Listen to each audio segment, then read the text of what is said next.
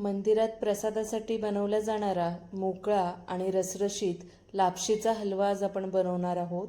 लग्न कार्यांमध्ये आणि कोणत्याही पूजेच्या प्रसादासाठी बनवला जाणारा हा लापशीचा हलवा बनवूया. त्यासाठी कढईमध्ये 1 छोटा चमचा खसखस घालून हलका रंग बदलेपर्यंत ती परतून घ्यायची. त्यानंतर काढून घ्यायची. 1 चमचा साजूक तूप घालून तुमच्या आवडीचा कोणताही सुकामेवा घाला आणि छान कुरकुरीत होईपर्यंत परतून घ्या.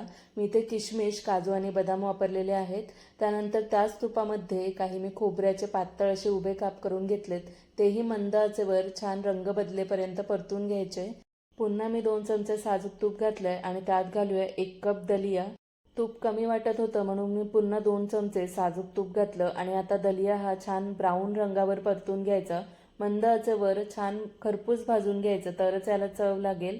रवा मी इथे चांगला भाजून घेतला. आता 1 कप गरम पाणी आणि 1 कप गरम दूध इथे मी घातलेलं आहे. दुधावरची थोडी साय होती ती सुद्धा घातलेली आहे. तुम्ही 2 कप नुसतं पाण्यावर सुद्धा हे शिजवू शकता, पण दूध घातलं तर चांगली चव येते.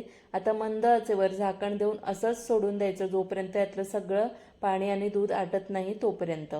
दूध आणि पाणी आटलेलं आहे. त्यानंतर मी 1 कप दल्यासाठी 1 कप गुळाची पावडर घालते. तुम्ही इथे कोणतंही बारीक चिरलेलं गुळ घालू शकता. थोडं मिक्स करून झालं की 1 छोटा चमचा बडीशेपची पावडर आणि 1 छोटा चमचा सुंठ पावडर घालायची आणि मिक्स करून घ्यायचं.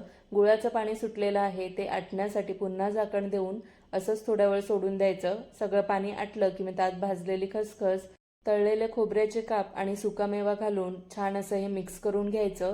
छान मऊ लुसलुशीत, सुटसुटीत आणि रसरशीत अशी ही लापशी तयार झालेली आहे. सेम मंदिरात प्रसादाला मिळते तशीच. तर तुम्ही सुद्धा ही नक्की बनवून पहा.